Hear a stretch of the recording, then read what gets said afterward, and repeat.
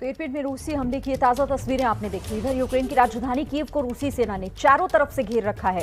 Kyiv में रूस की तरफ से हमले को देखते हुए खास तैयारी भी की जा रही है। कीव के मैदान स्क्वायर पर रूसी सेना से मुकाबले की कैसे तैयारी की जा रही है, प्रणय उपाध्याय की एक रिपोर्ट आपको दिखाते हैं।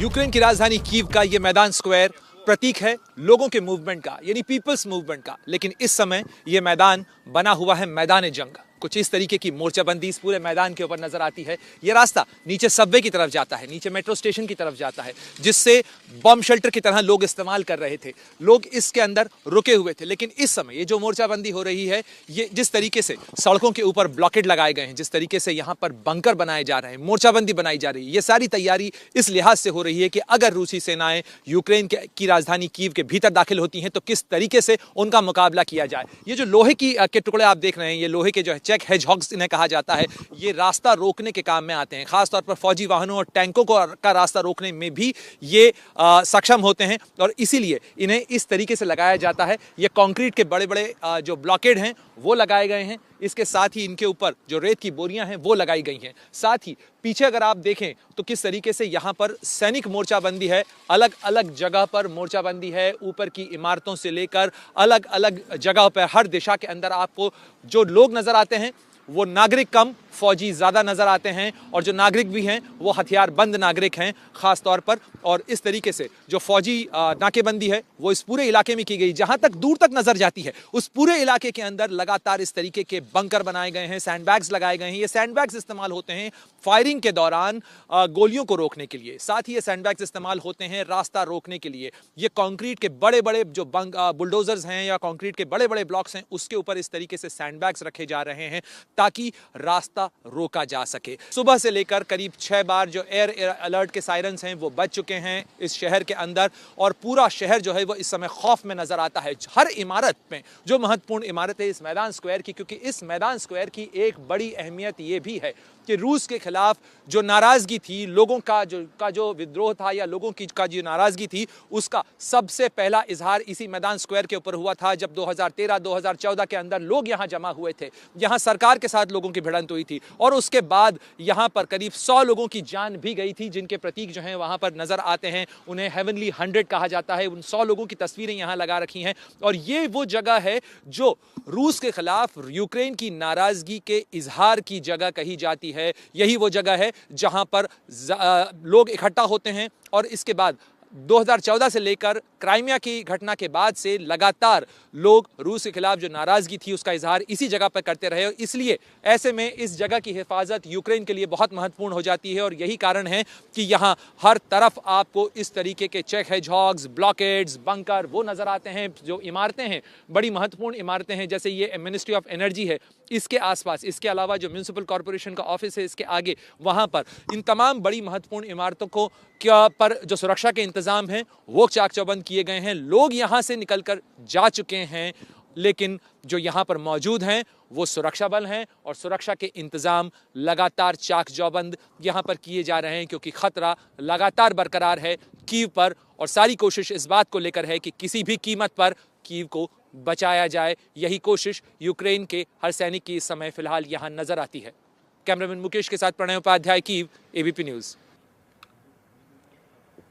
तो प्रणय उपाध्याय की रिपोर्ट आपने देखी और सीधे अब ग्राउंड जीरो चलते हैं। वॉर जोन से हमारे संवाददाता प्रणय इस वक्त सीधा हमारे साथ जुड़ गए हैं। प्रणय, हमने आपकी रिपोर्ट देखी कि किस तरीके से कीव को बचाने की हर मुमकिन कोशिश की जा रही है। वहां पर उस घेराबंदी को बढ़ाया जा रहा है जो रूसी सैनिकों को रोक सके आगे बढ़ने से।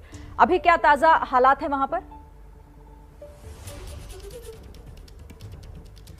देखिए, मैं आपको बताना चाहूंगा कि इस समय मैं उसी मैदान स्क्वायर पर हूं जिससे अभी कुछ देर पहले हमने को रिपोर्ट भेजी थी। लेकिन अभी यहां पर अचानक से जो फौजी वाहन हैं वो तेजी से निकले हैं और ये फौजी वाहनों के निकलने का मतलब ये होता है, जब हमने लोगों से पूछा तो उन्होंने कहा कि इसका मतलब होता है कि अभी अभी इसका मतलब है कि किसी एक जगह के ऊपर जो है वो अटैक हुआ है या वहां पर फौजी कुमुक भेजने की ज्यादा जरूरत महसूस की जा रही है और इसीलिए यहां से तेजी से वाहनों का काफिला जो है उस इलाके की तरफ जा रहा है। ये जो चारों तरफ रास्ते देख रही हैं ना आप, ये वो रास्ते हैं जो अलग अलग इलाकों की तरफ जाते हैं। यानी इरपिन का की जगह या ओस्तोमेल का इलाका या बुश का इलाका, ये वो इलाके हैं जो कि कीव के आसपास के इलाके हैं, जिनके ऊपर लगातार अटैक हो रहे हैं, जिनके ऊपर लगातार हमले हो रहे हैं, रूसी मिसाइलें बरस रही हैं। तो ऐसे में इन इलाकों को बचाने की जो लड़ाई है वो लगातार चल रही है और लगातार उन जगहों पर जो लोग हैं वो मौजूद हैं, सैनिक मौजूद हैं और इसके साथ साथ हथियारबंद लोग मौजूद हैं। जिस तरीके से ये लड़ाई जो है ये पूरी तरीके से लोगों की लड़ाई बन चुकी है।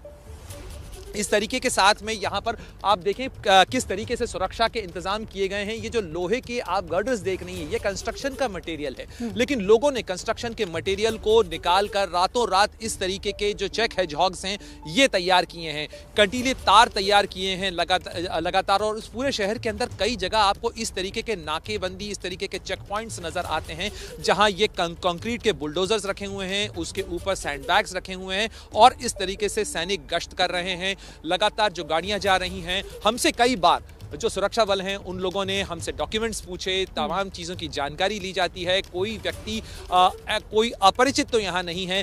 लगातार इस चीज़ का भी खतरा बरकरार है कि सैबोटर्स जो हैं वो हो सकते हैं यहाँ पर, यानी आम लोगों की जो तस्वीर है या आम लोगों की के भेस में यहाँ पर वहाँ सैबोटाज करने वाले लोग हो सकते हैं और इसलिए ये जो चीज़ें हैं ये तमाम यहाँ पर नजर आती हैं। और इसके साथ साथ ये वो तस्वीर है जो मैं आपको बताना चाहूँगा कि कुछ दिन पहले जब हम यहाँ पर थे तब यहाँ पर रौनक थी, लोग फिर भी आ जा रहे थे, परिवार के साथ थे, टूरिस्ट हमें यहाँ पर मिले। लेकिन पिछले 10 दिनों के अंदर तस्वीर इस कदर बदली है कि हम आपको बता नहीं सकते कि किस तरीके से यहाँ पर अब खौफ नजर आता है।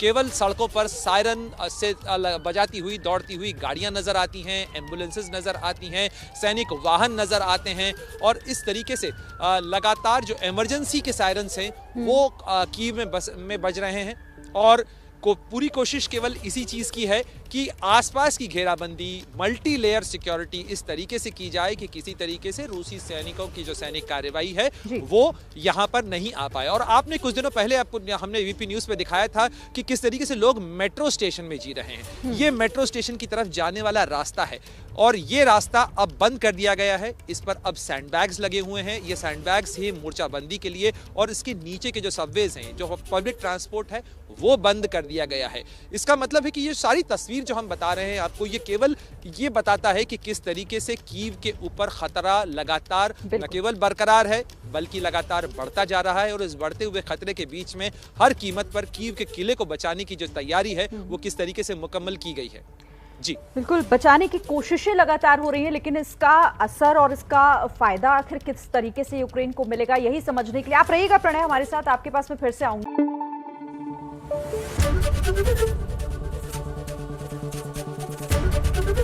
एबीपी न्यूज आपको रखे आगे।